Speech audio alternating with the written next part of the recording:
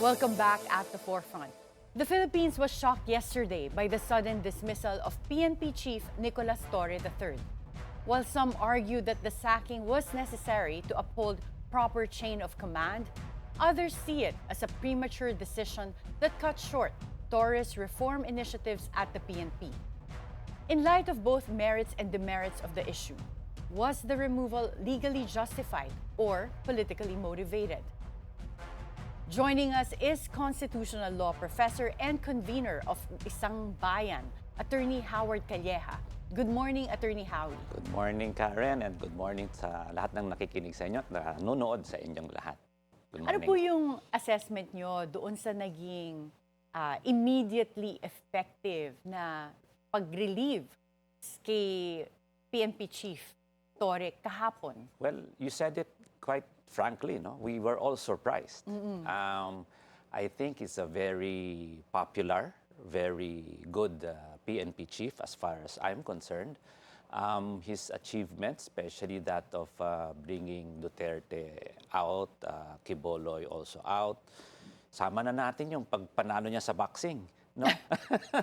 So, kahit na hindi natuloy yung kalaban. Di ba? Sama na. So, ibig ko sabihin, in his short stint and in his, kumbaga, he's full of achievement. That's why nagulat tayo, no? Attorney Karen, we were surprised with all of this. It's not something na akala natin mangyayari. I mean, he still has, I think, one more year until 2026 as supposedly as PNP chief. So, yun din ang issue ko dyan is where is he now? Kasi he still cannot, hindi din na matatanggal yan. I mean, he's still a 4-star general.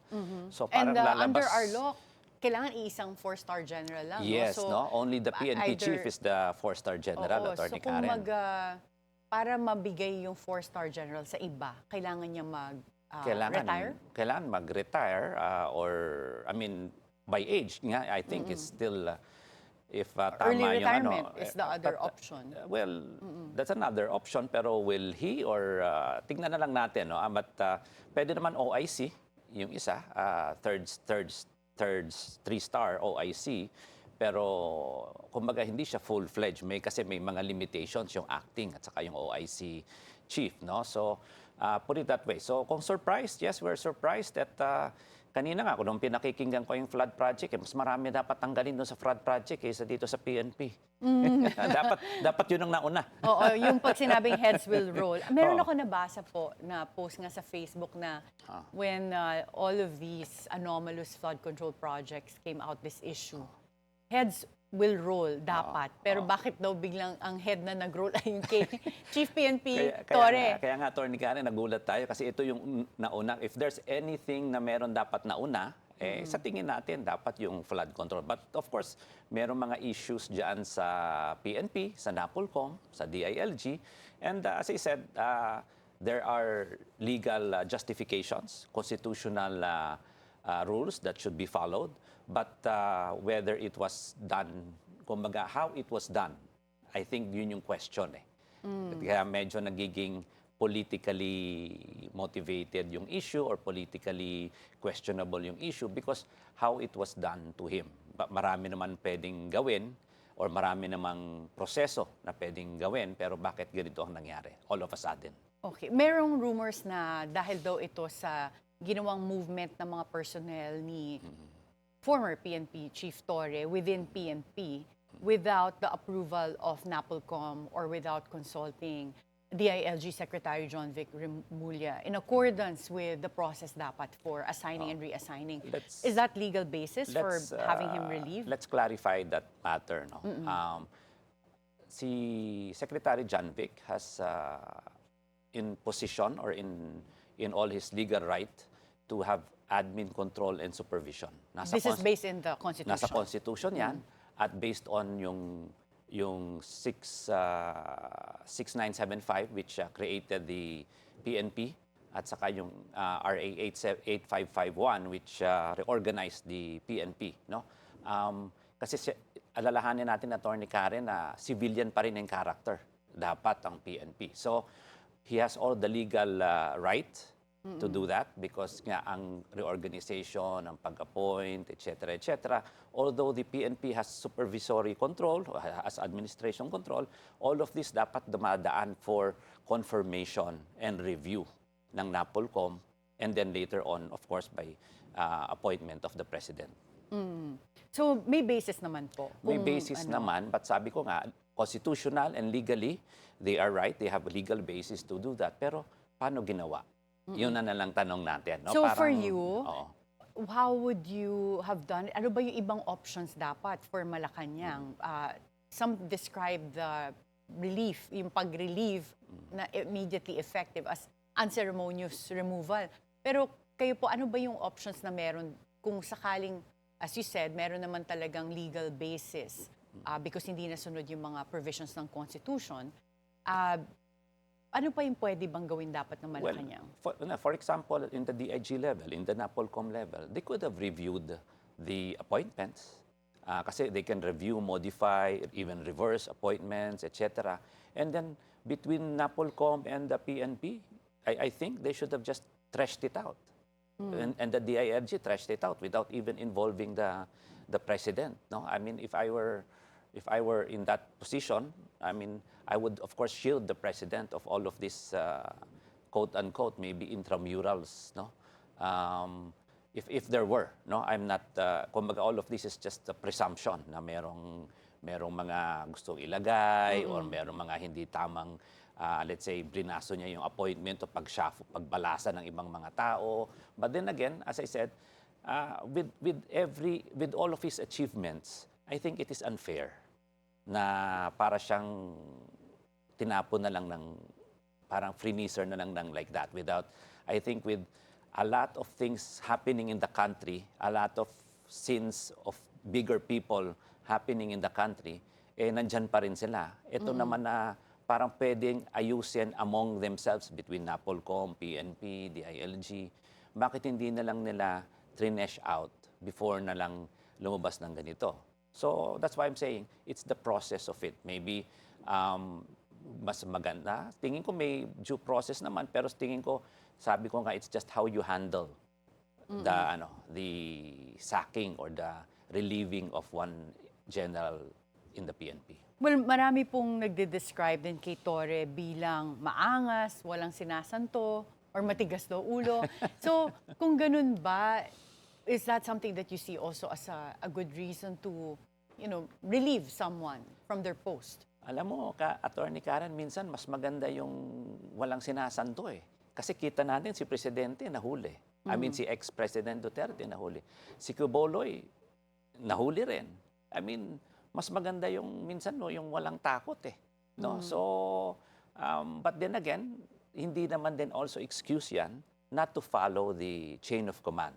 So it's also not an excuse to, sabi mo nga, maging rogue or maging basta na lang lahat susundin. That's why nga sabi ko, itong mga ito pwede naman i-trash out. Sana nag-usap-usap sila or sana maybe clearer heads got into between the DILG, the NAPOLCOM, and the PNP chief. So sana naayos na lang mas pino sana.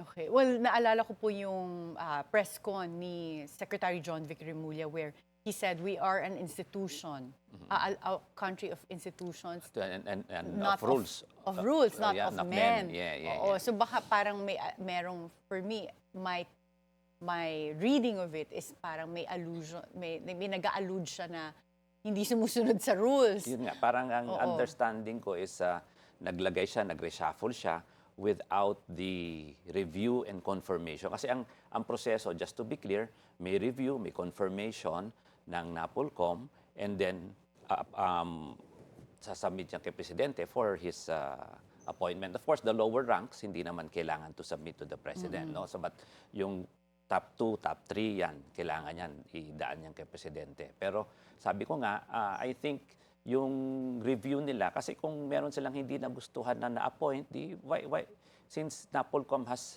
the power to review, kasi part naman din ng NAPOLCOM si PNP chief eh. So, I said that could have been trashed out among them properly, sana. But legally, is this an legally acceptable process? You may say that it is unceremonious or sana ibang paraan na lang yung ginawa.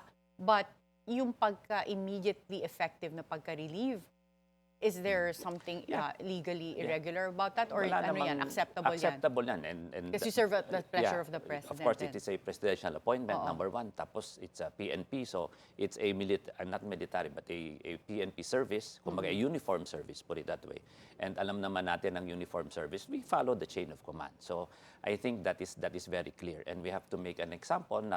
It doesn't mean if you're the top general that you cannot, you can, let's say, bypass chain of command. No? But then again, sabi ko, kailangan Pino. Hindi, kumbaga, it did not do him justice, if you ask me. Based on His accomplishments. accomplishments. Oo. But if you say, is there legal basis? Yes, there is. But parang hindi sana nangyaring ganito. General Jose Melencio Nartates is now the PNP OIC, I OIC, would think, yes. yes. And he used to be the deputy chief of the PNP that was reassigned by Torre to the Western Western, Command, sa Westcom. Ngayon na ginawa siyang OIC, considering parang ang pag-assign daw sa kanya ni Torre sa Westcom was a type of demotion. O, kasi Yung- number 2 man na siya. Oo. Yung pag-ascend niya suddenly naman to being the PNP chief, OIC, do you think there's a messaging there as well na yung dinemote mo, yan pa yung gagawin namin? Yun na nga yun na nga sinasabi natin, parang masama yung, hindi pa masama, pero parang hindi sana mas Pino yung pagkaka-relieve, no? I wouldn't say dismissal, I would say relieve, no? Kasi nga he's still in the service.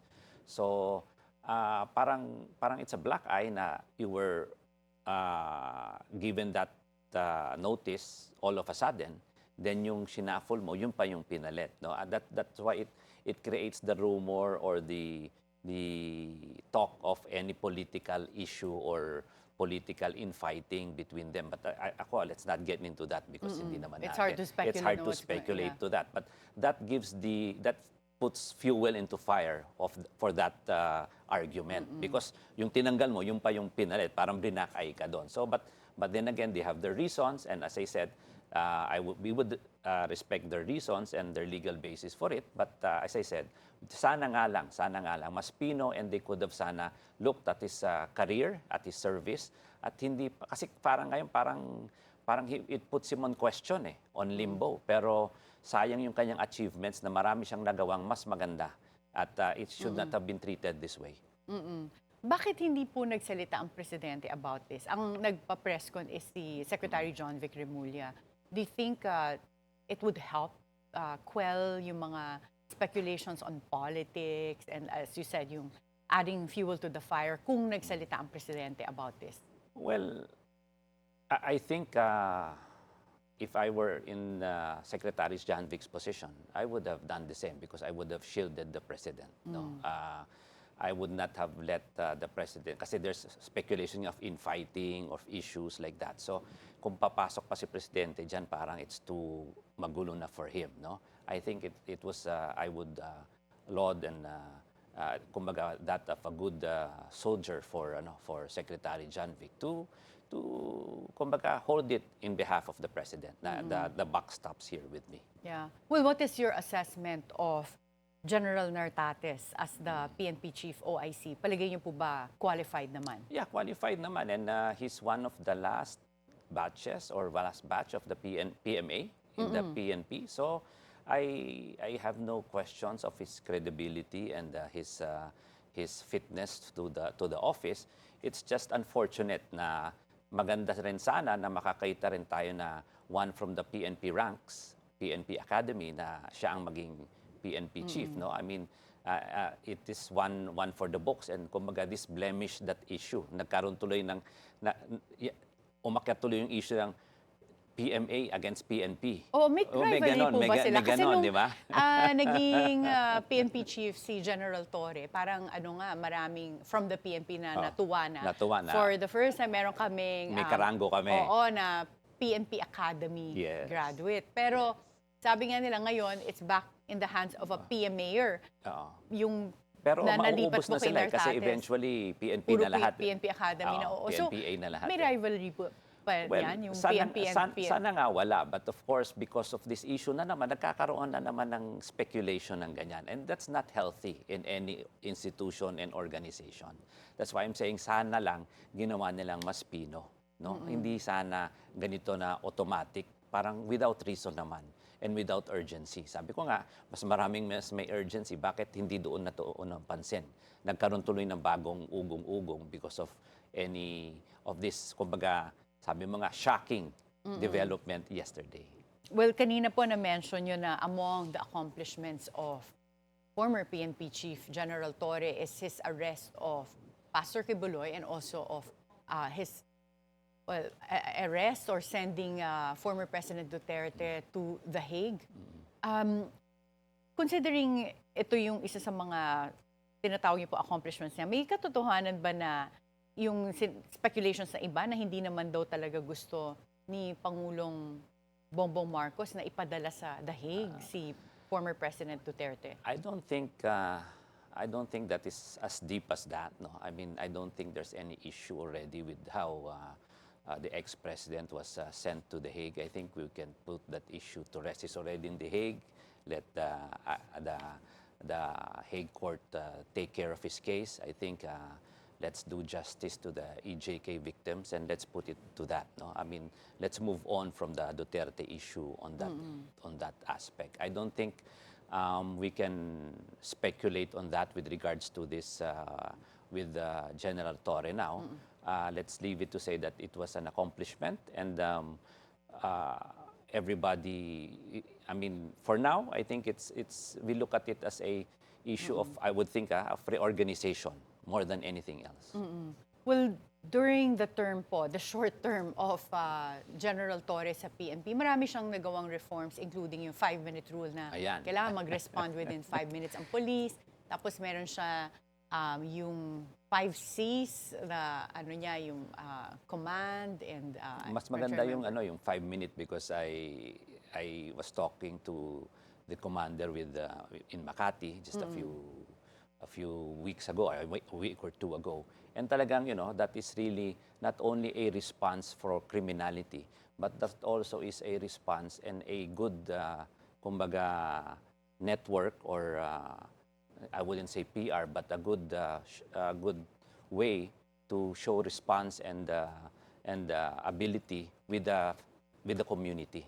So I think that in itself, kumbaga sayang yung mga reforms na yon, and I hope yung mga reforms na yan would be continued by General Nartates. Yeah. At yung mga balasahan na ginawa niya or pag-relieve naman dun sa mga officers that he found to have committed misconduct, palagay niyo kaya pang matuloy itong mga reforms na to? Yeah, I think that should be continuous regardless of whoever is the PNP chief. Kasi especially ngayon, kung makita mo, meron yung mga issue sa Bungero. Nandyan din yan. So, kasama din ang PNP dyan. So, I mean, all of these issues within the PNP, I think should be purged properly. And I think should be continued, not only for the institution itself, but really for the trust and confidence that the people can give to the PNP as an institution. You mentioned earlier that General Torre was not dismissed per se. So, hindi siya tinanggal sa public service. Ano po yung status niya ngayon at ano yung options for him? Can he be reposted? Saan siya pwede ilagay? Well, if I were, of course, I'm not him, but if I were him, I'd stay put kasi I still have, I think, a year. But yun na nga, parang floating lalabas.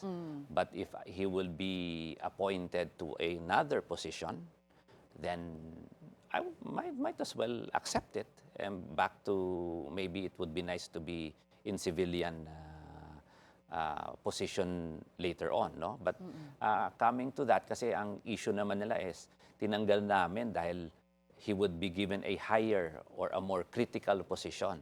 So my question is, kung ganun pala, bakit na lang hindi in-appoint tapos tinanggal? Di ba? Or hindi pangit tingnan. Or yung pag-relieve sa kanya or yung pagtanggal sa kanya is sabay doon sa kanyang pag-appoint to another position. Para kaya namin tinatanggal dahil hindi ngayon na saan pa pupunta, hindi natin sure, or kumbaga, is it an afterthought? Is it face saving? Is it